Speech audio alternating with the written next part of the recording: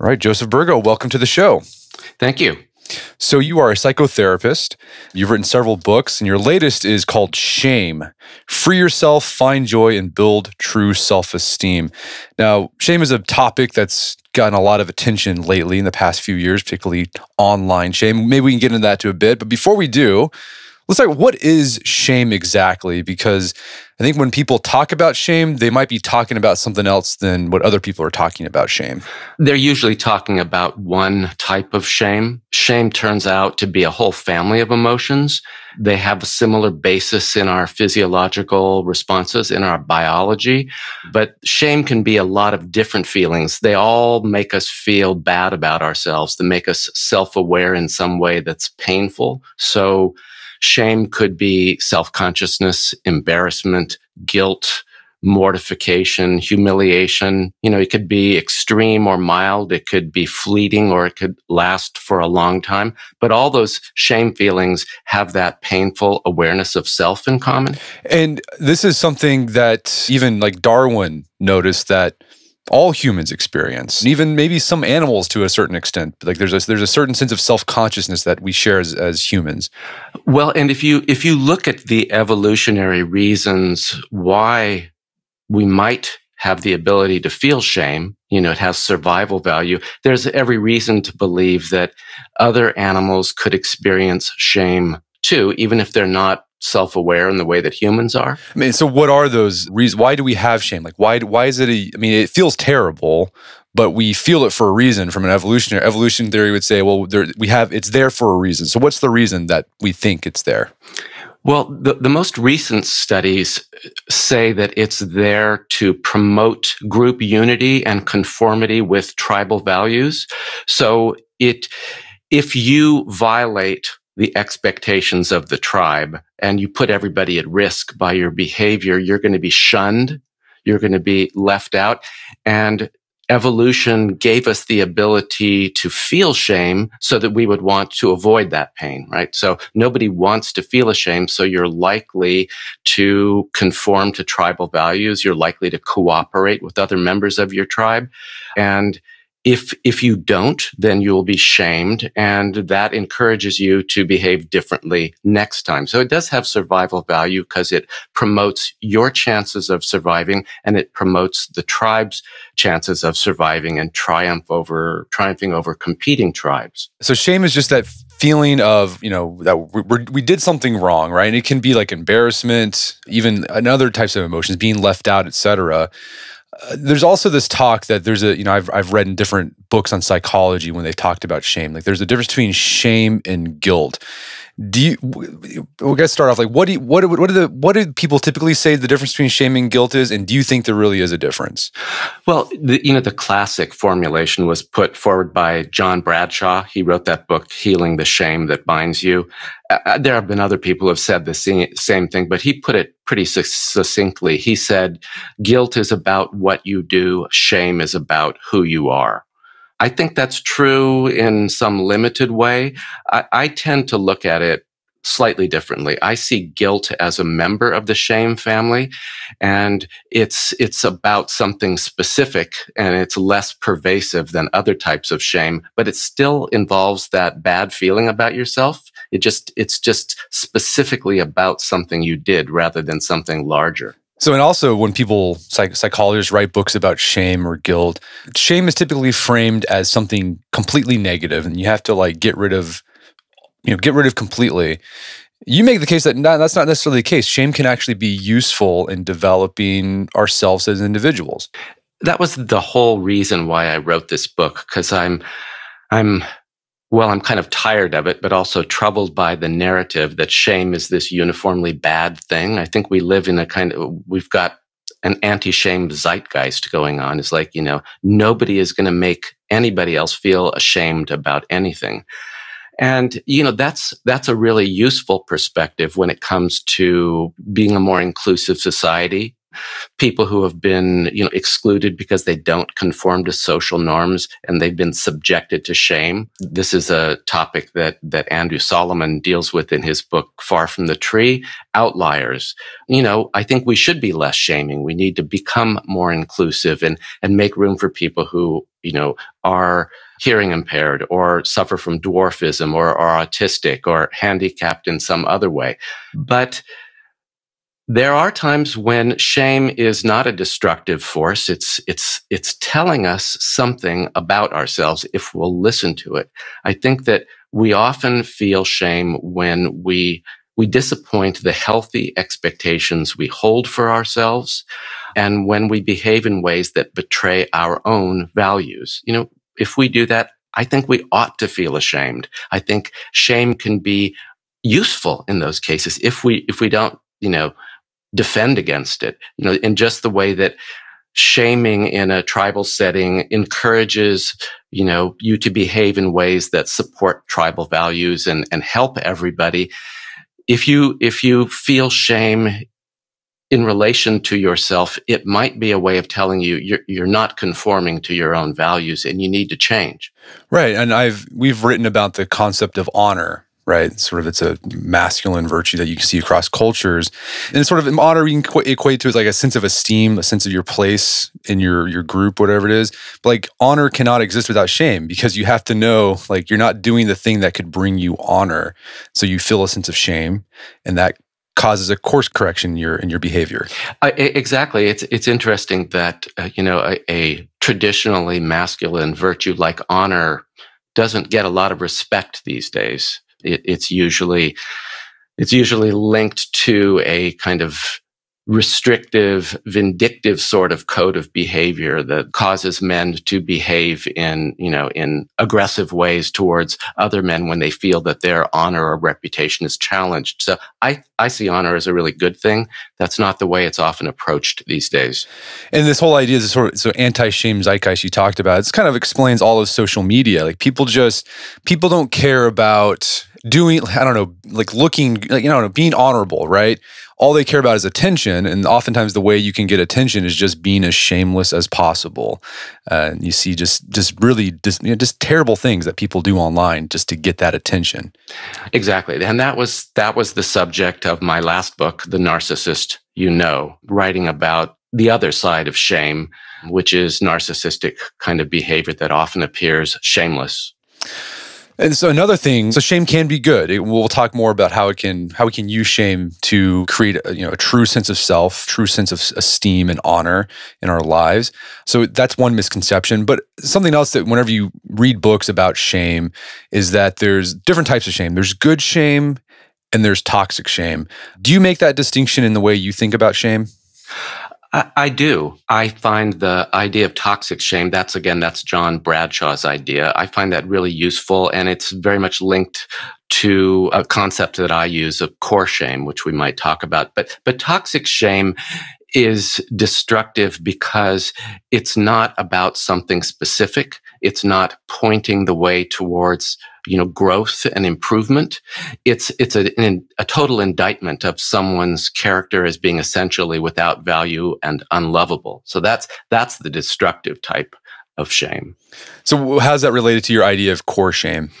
I've worked with a lot of people over my career who had horrific childhoods, and they were left with this feeling inside that there was something defective and ugly about them, unlovable, and that can be linked to toxic shame. The difference that I make is that sometimes that sense of core shame is telling you the truth about something. And this is a message nobody wants to hear, and I get a lot of flack for it, is that sometimes your childhood can have been so damaging that it's marked you for life. It doesn't mean that you can't grow, doesn't mean you can't build self-esteem, doesn't mean you can't feel good about yourself, but it might place some limits on what you can do, what you're capable of, and that sense of being damaged by your past is what I call core shame. Okay. So like toxic shame, an example of that would be like you feel ashamed because you have some sort of disability, right? Or some handicap. And like because you have that, unredeemable. Core shame, you might have had just a horrific childhood where you didn't have a disability, but your parents treated you, or not even your parents, it could just be someone treating you in such a way where you just feel defective as just to your being and that there's no value in you as well. More or less, that's right. But it's interesting that you bring up the handicap, because that's the metaphor I use for core shame is, let's say you suffered from rickets when you were growing up, during the time when your bones, your skeleton was forming. Even if you correct your diet later on as an adult, you can't change that. Having had rickets, a vitamin D deficiency as a child growing up, it will mark you physically for life.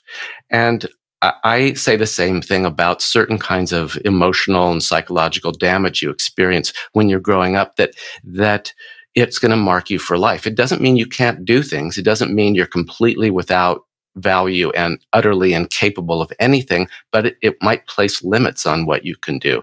So, if I have some sort of physical handicap, that doesn't mean I can't, go on and compete in the Special Olympics. Doesn't mean I can't do lots of things, but I might not be able to, compete in the regular Olympics. I know people don't like hearing this. I just think it's better to be honest about the way our pasts, our physiological past, our psychological past, can place limits on our future. It's better to take those limitations into account rather than pretending there are no limitations and then failing and feeling more shame, if you see what I mean. No, I get what you're saying. I think I've seen that happen in the lives of a lot of people, in my own life, where you don't take into account your own limitations and, you reach for the stars, right? You can be whatever you want to be, but like that sometimes not in the cards for you for whatever reason. It doesn't mean you can't have a good flourishing life, but sometimes you have to work within those limitations, those confines you've been given in life, and you can have a really, really good life even doing that. You can, and it's hard in this environment, in the kind of social media world where everybody is posting about their fabulous lives, and we're bombarded with images of celebrities and wealthy athletes and these people who appear to have it all and don't have any limitations. It's hard to accept your own limitations when the messaging you get is, like you're saying, reach for the stars, you can do anything. Have you noticed that issue coming up more and more amongst people you work with? This idea of like this increasing sense of there's no limits, like they believe that. And so they live their lives like that, but they come to the realization, no, there are limits, and they just end up frustrated. Have you noticed that sort of anxiety or frustration because of that sort of idea that's out there that there are no limits in life?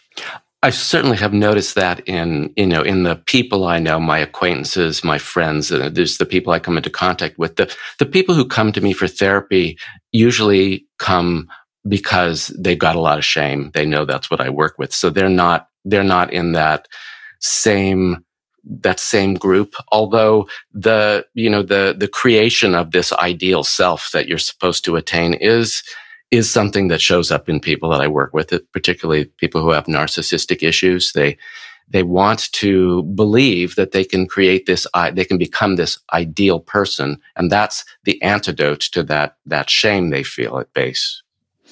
Well, let's talk about some of the sources of shame. I guess, are the sources of shame the same for core shame and sort of everyday shame, or are there differences between those types? I think they're all the same. And, in the book, I came up with these categories of experience to help people understand when and why we might feel shame, just useful labels. I call them the shame paradigms. So I think they're pretty intuitive. We feel bad about ourselves when our love is unrequited. So whenever we like somebody who doesn't love us back, whenever we want to be friends with somebody who doesn't want to be friends with us, that's a one obvious source of shame. We also feel shame when we're left out, when there's some kind of group we want to belong to, but they don't let us in. When we see on Facebook that all of our friends are are getting together without us. The famous fear of missing out is really about the fear of being excluded and feeling the shame of being on the outside. So unrequited love, exclusion. The third one is unwanted exposure. I think everybody gets that when you embarrass yourself in public, when you make a mistake that's called out, when you appear unfavorably for whatever reason. That makes you feel bad about yourself. And then the final one is one you and I have been talking about a bit already, disappointed expectation. When we have some hope for ourselves or ambition or expectation and we fall short of it, that it makes us feel bad about ourselves. That one, as we were saying, can also be, a message to us that, well, maybe you didn't try hard enough. Maybe you need to work harder. Maybe you need to rethink your approach. It can be a message rather than just a painful feeling.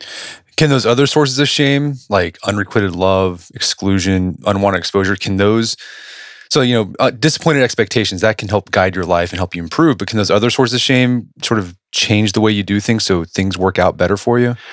I think so. If you look at unwanted exposure, sometimes the unwanted exposure that embarrasses us is the result of our own choices. Like maybe I shouldn't have had that other glass of wine at that party, because then I became a little too garrulous and said some things I regretted the next day. Maybe I need to be more cautious. If you're feeling the shame of exclusion, it might lead you to choose other groups, to look elsewhere for a sense of belonging. It's important to belong. We all need to belong somewhere. And if you persistently on the outside of a group, maybe it's because you're choosing the wrong group. Those are some examples. And then unrequited love, it might be something, maybe I'm doing something that's like I'm turning people off for whatever reason. Or maybe you're going after people who are inappropriate for you. Maybe you have some idealized view of yourself that doesn't comport with the way other people see you. I'm not sure, but people do fall in love with people who just aren't right for them.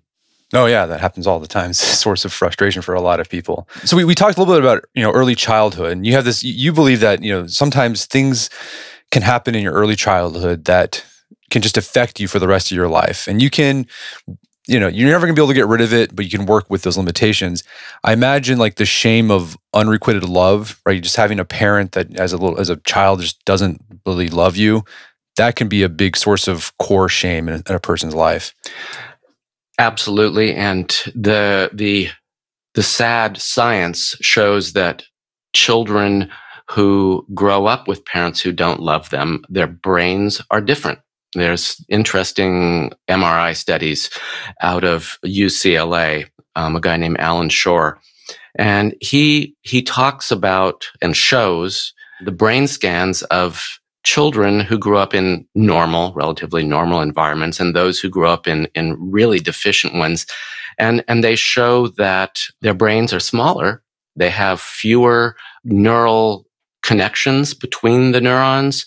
They're just visibly different. And because brains have critical periods for formation, meaning that there's a critical period when you need certain conditions for a brain to develop normally. If you go through that critical period and you don't get the conditions you need, like that kind of loving devotion in the first year of life, you can't make up for it entirely in later life. There's a lot of talk about neuroplasticity these days, and the brain is capable of rewiring itself and making new connections and growing to some degree. But if neuroplasticity were infinite, then having a traumatic brain injury wouldn't matter, right? You just reheal. And it's kind of the same way when I talk about the neural deficits of people who grew up in grossly deficient environments with parents who did not bond with them in a loving way, that they are likely to be marked by that for life. It doesn't mean that they can't grow and compensate, but it's going to be within the limits imposed by their early experience. How does that early experience manifest itself later on as adults? Well, all sorts of ways. If you grow up with this sense of core defect or unworthiness, it's often an unbearable experience. I mean, it's just too painful to feel that way, to acknowledge that you feel that way. So you tend to develop a set of defenses against recognizing that truth about yourself. And a lot of them are narcissistic in nature. Rather than feeling that you're damaged or defective in some way, you instead insist to the people that you know, to the world at large, that you're in fact a superior person. You're better than other people. So you become a narcissist. That's a very common way that it shows up. So we're talking about core shame. But I think, some people who are listening probably have experienced that core shame. They just weren't loved as a kid, or they had some sort of traumatic experience where they just feel defective.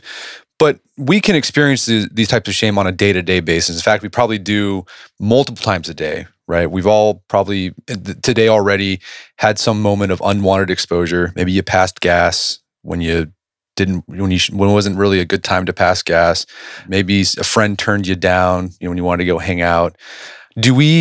Are there defenses that we put up on just for this day-to-day shame that kind of get in the way of us progressing as people? Absolutely. It's one of the major messages in this book that the strategies for dealing with shame that I describe in my clients who suffered more from core shame are just a more intense version of strategies that we all use for coping with inevitable shame that comes up really every day in our life. So the clinical cases in the middle of the book are divided into these three strategies: the strategies for avoiding shame, strategies for denying shame, and strategies for controlling shame. And there are chapters in the book that describe those in everyday life. So avoiding shame in everyday life. Well, if I don't want to feel the shame of being excluded, I might avoid going to a party where I don't know anybody. And that's kind of understandable.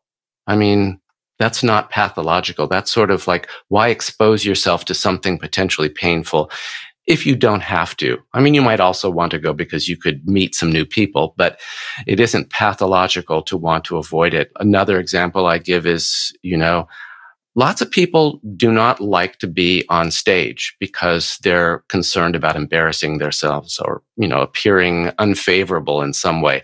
And there's nothing wrong with saying, you know what, I don't want to be an actor. I don't want to be on stage. I'd rather not do that. We think about whether or not we know it, we think about the potential for a shame experience all the time. We're anticipating it. So say there's somebody new that you'd like to invite out, a potential new friend or a possible date.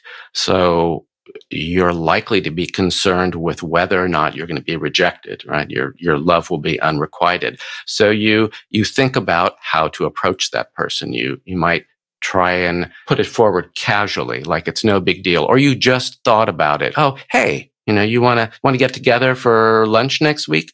Whatever. You don't want to feel the shame of unrequited love or exclusion. That's normal. Everybody does that. I think we're all doing it all the time. I think that strategies for denying shame are also pretty common. I talk about them more in terms of, narcissistic traits in the case studies, but think back on a fight you might have had with a romantic partner. Say he or she criticized you for something or faulted you for something.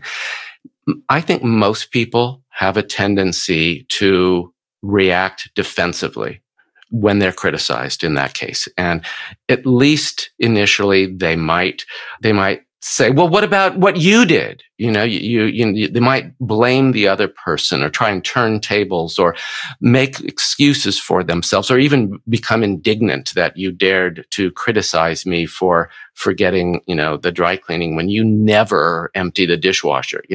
These are kinds of things that we all do. And hopefully we cool down and we are able to say, oh yeah, you had a point. I'm really sorry about that. Those are kind of normal strategies. Controlling shame strategies, self-deprecating humor. I mean, it somehow feels a lot better to make a joke at our own expense than to hear somebody else make that joke or to expose something about us. I think that's a healthy thing in a way. I think we all I think it's a healthy sign to be able to laugh at yourself, as long as it doesn't, verge into, kind of savage self-hatred, which is more what I talk about in the case studies. So those are ways that we all avoid, deny, and control shame in our everyday life. They're healthy, normal, and not pathological, as long as they're sort of temporary strategies. Yeah, the avoid shame, I think that's where you had the case study of how a shame coping strategy can become detrimental. Of the young man who basically just wasn't doing anything. He was basically just checked out of life. Wasn't going to college, just living at home. He was, seeing you because his parents were making him. We've had other psychologists on the show talking about this tendency for young men to check out, and a lot of it's like the reason they check out because they just want to avoid the shame of failure. So there's especially in this world where it's hyper competitive, right? If you don't get the right SAT score, you don't go to the right college, like basically the idea is out there your life is just ruined. Well, it's not the case, but they think that, and so to avoid that shame, they just I'm just going to stay home and play video games. Right. I mean, so that the so-called slacker personality is basically organized around avoiding shame. It doesn't look that way. It looks like they just don't have any ambition, but that's not really the issue. And then that idea of controlling shame, self-deprecating humor can be healthy, but then it can verge into an extreme form of just self-pity, where you just, instead of letting other people say where you're falling short, you go ahead and you just lay it on. Well, I'm such a terrible this, I'm a failure, I'm this, and that's just self-pity. Right.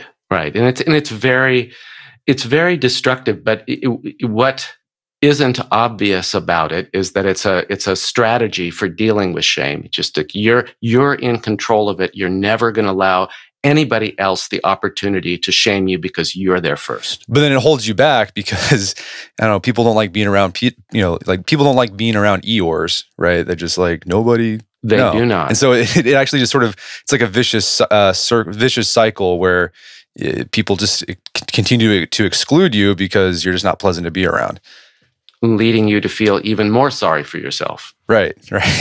That's what I noticed with a lot of these case studies. There are just tons and tons of vicious cycles that are going on with these individuals.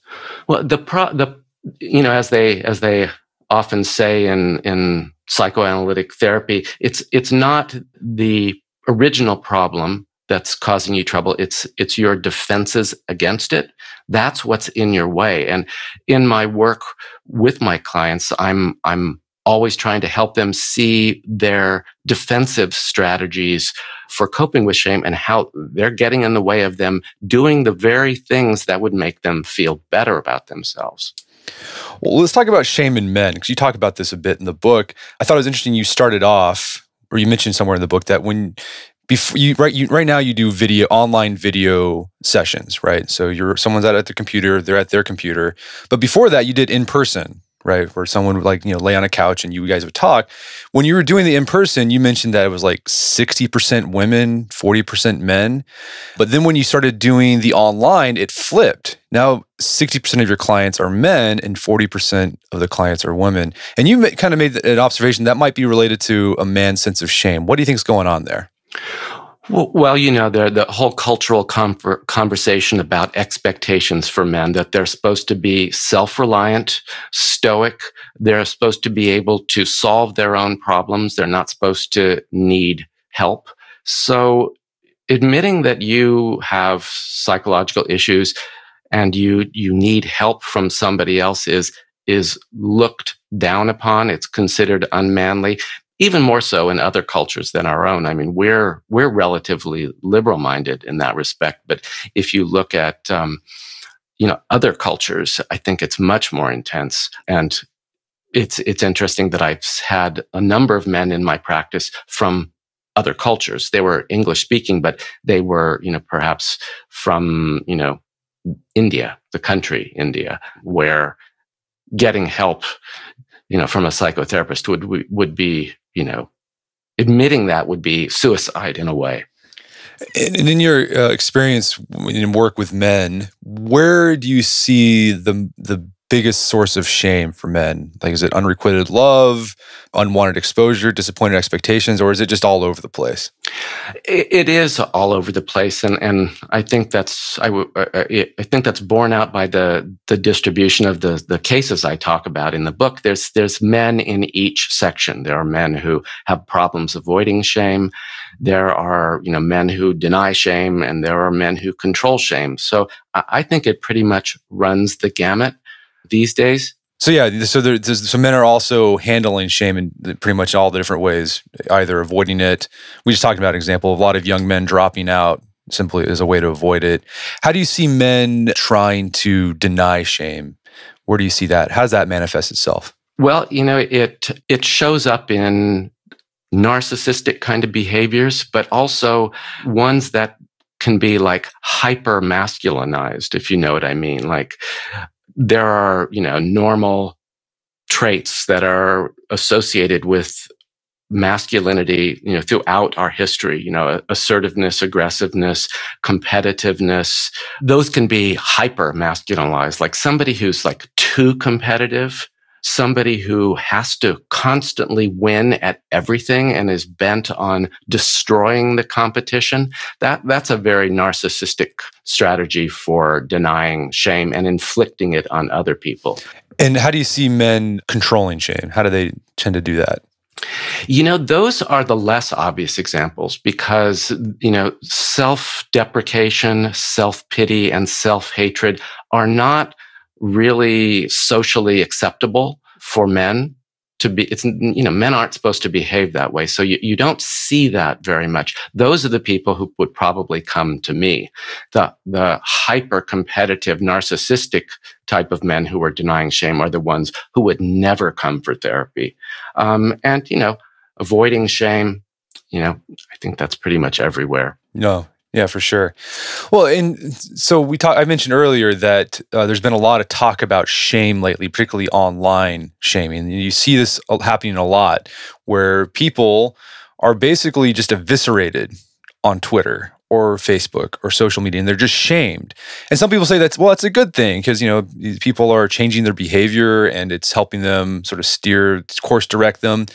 But you mentioned earlier, you wrote earlier in an article in the Washington Post that actually, yes, it can be, but also you're seeing a trend where shame is becoming weaponized and it's actually becoming more destructive as opposed to helpful. Talk a little bit about that. So there's actually a long history of the use of shame to promote social values that are shared. So, being put in the stocks, for instance, or, the scarlet letter. There are many, many examples from the Greeks onward of cultures using shame as a way of enforcing their values. That can be a bad thing, but it can be a good thing if it promotes more socially acceptable behavior. In order to do that, it has to hold out the possibility of redemption. It has to be, you should feel ashamed of this, and your shaming experience is going to have this duration, and we expect you to make amends and then change your behavior. That's the only way shame is ever effective. The problem nowadays is that shame isn't used in that way. Shame is used for a vindictive kind of revenge, and there's no chance of redemption and reintegration back into society. Now, sometimes that's appropriate. I mean, like for Harvey Weinstein, let's say, that's probably really appropriate. He's beyond redemption. He shows no remorse and no sense that he has anything to make up for. But other people, their careers have been destroyed, their lives ruined, and they really weren't given a chance to try and make up for it. I think that's destructive. I think we've gone too far. But that's the way things work, isn't it? I mean, there's all this behavior being described as toxic masculinity, and it was toxic in a lot of ways, and it's being called out now, and men are being publicly shamed.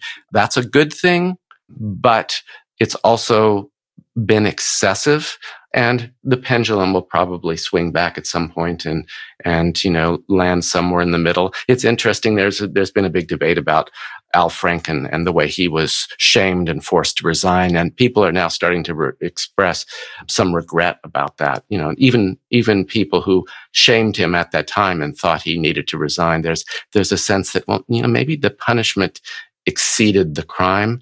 So, public shaming is a good thing as long as the punishment does fit the crime and it's not about, character assassination and the vindictive destruction of someone's life. And you also talked about, particularly shame towards men. Okay, so yeah, certain behaviors from men probably should be shamed, but there are certain behaviors that are just innate in men, right? Sort of aggressiveness, assertiveness, that's sort of hardwired in a lot of men. And when you shame them for that, like there's no possibility for redemption because that's like part of who they are. Right. So they're just like, why are you shaming me for just being me?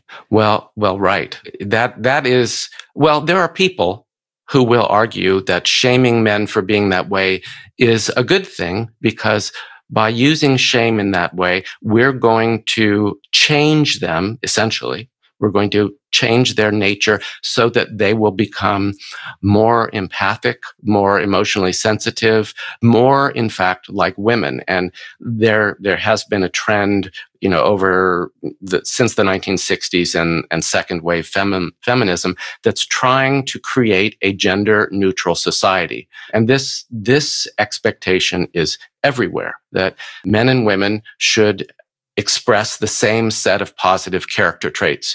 Everything is culturally mediated, and there's no basic difference. I don't believe that's true, and the science doesn't bear that out.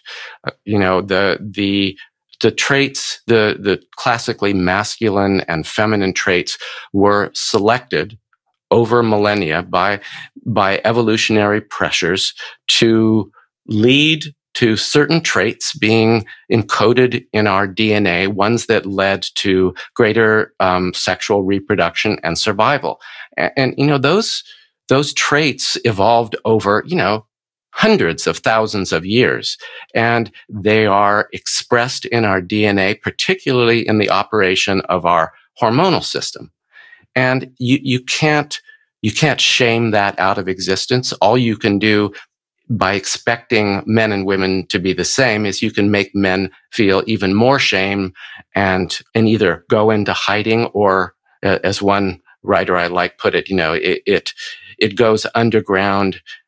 Masculinity goes underground and then comes out in even uglier kinds of expression, kind of twisted by the shame and resentment about, being humiliated for being who one is. I think that says something about our current political and cultural moment. No, I think that was Camille Paglia that said something where masculinity goes underground and it sort of manifests itself in uglier fashions than what we had originally. Yeah, the person I was thinking of at that moment is the conservative writer Andrew Sullivan. Okay, yeah. Yeah, he wrote a really great article, 16 or 17 years ago, called The He Hormone. He suffers from low testosterone from having been on antiretrovirals for many, many years. So he has to self-inject with synthetic testosterone. And he talks about what it does to him and links it up to the whole evolutionary history of men and why these are innate masculine traits that you can't change by societal expectation. What I say and what I'm arguing in the next book I'm writing is that it's like a computer. Evolution has bequeathed to us this computer with pre-installed operating system. That's in our DNA, it's in our hormones, and we can't change that quickly. But there's also the cultural software that is able to inhibit, encourage, or redirect the expression of these traits. And we have some flexibility there. So I think a lot of what's going on now in the conversation about toxic masculinity is a very positive thing. If we view it as how can we inhibit certain really destructive expressions of masculinity while encouraging other positive expressions of masculinity rather than trying to make everybody gender neutral. Yeah, the analogy that I like is that masculinity is sort of it's like like electricity, and cultures create cultures of manhood that sort of harness that energy. If there's no like electricity, there's no like conduit for it. It becomes very destructive, right? And just kind of goes all over the place. But if you provide it some sort of wire and direct it, it can actually be really powerful. I like that analogy. Right, and so I think what's going on now is people just want to get rid of that difference completely between men and women instead of accepting, here's how men are because of biology. How can we shape that energy that they have and direct it towards something more positive? That'd be a more useful way to use shame instead of just trying to, I guess, eliminate men completely or masculinity completely. I couldn't have said it any better. That's exactly what I think. Okay, well, I'm glad we're on the same page. Well, so we've talked about sources of shame, and we talked about ways that we manage shame on a day-to-day basis. But how can we make sure that we're getting the message that shame is trying to send us, right? So that we can use that to become better. Because that can be hard, right? You're feeling bad about yourself because you got excluded or you didn't get the job you wanted. It's very easy to say, well, they're a bunch of bums. They're missing out on something great. Instead of saying, well, is there something that I did that, excludes? So how can you, I guess, listen to the message shame is trying to send you? Well, it for sure depends on the nature of that shaming message. It's pretty hard to listen to a shaming message that's, cruel, or that makes you feel completely worthless. So it depends on how people deliver the shaming message or how it comes across. But then I think, and what I'm trying to help people do with this book is to look at the ways you tend to defend against shame, because we all do it, right? We all try to defend against shame because we don't want to feel it. And if you can know yourself well, if you can recognize the ways that you tend to make excuses for yourself, blame other people, get indignant when someone shames you, then you can say, okay, well, wait a minute. All right, that's defensive. Take a step back. What's the truth here? What is valuable? What can I take out of that shaming experience that can work to my advantage? Because often it points the way towards building self-esteem in a better way. It's like it's saying, you wanted to succeed, but you didn't do it in the best way possible. You feel ashamed of the way you behaved. So maybe you need to think about that, and it will tell you, oh, you didn't work hard enough, or you didn't focus enough on this particular idea, or you need to develop strengths in this area if you really want to succeed. And that way, you have a better chance of doing the very things that will build self-esteem and make you feel better about yourself. If you're constantly warding off shame or denying it or defending against it, you tend to make the same mistakes over and over and over again because you haven't learned the lesson. Is the hardest part recognizing how you deny shame? I think so. I mean, how many people really know themselves and the ways that they defend against all sorts of things? I mean, one of the things that seems to be true is that we're much better at observing, defensiveness in other people than we are at recognizing it in our own selves. Don't you think? Oh yeah, no, I'm terrible at it, at recognizing it myself. But then I catch myself, and I feel like an idiot. Well, there you go. Don't feel too much like an idiot. Just say, oh, there I am. That's what I do. I typically do that. I tend to get defensive about something, or I tend to behave in this way. I'm going to be on the lookout for that now. What do you do? So instead of getting defensive, what would be a better response to that feeling of shame, right? Okay, I messed up. You caught yourself. Okay, I'm not gonna go down that path where I start getting defensive. What would be the better step? Well, it's to view it as a learning experience. And even though they don't use this particular word, there's a lot of conversation about failure experiences, the value of failure experiences and learning from failures. The whole startup culture, accepts that failure is to be expected, and the only real shame is in not learning from it. I look at failure as a shame experience. It makes you feel bad about yourself because you've disappointed an expectation you hold for yourself.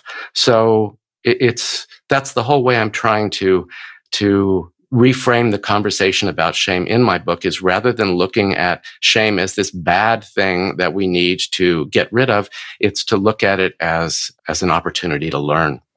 Well, Joseph, where can people go to learn more about the book and your work? The book is available everywhere. It's available on Amazon. I don't know where your audience is, but it has a publisher in England, and it'll be available in other languages as well. But it's pretty much everywhere. I think Amazon is the easiest place to find it because, newly published books have a short shelf life and they have to go away to make room for other new books coming out. I have a website called After Psychotherapy, which I've been blogging about shame and narcissism for years. And I also have a blog on Psychology Today called, coincidentally, Shame, in which I blog about shame, lately more on the broader cultural level, in politics and what's going on in our culture. So there's a lot of stuff out there. Google my name and you'll find it. Fantastic. Well, Joseph Burgo, thanks so much for your time. It's been a pleasure. It was a pleasure. Thank you. My guest today was Joseph Burgo. He's the author of the book Shame, Free Yourself, Find Joy, and Build True Self-Esteem. It's available on Amazon.com and bookstores everywhere. You can find more information about Joseph's work at his website at josephburgo.com. Also, check out our show notes at aom.is/shame, where you can find links to resources where you can delve deeper into this topic.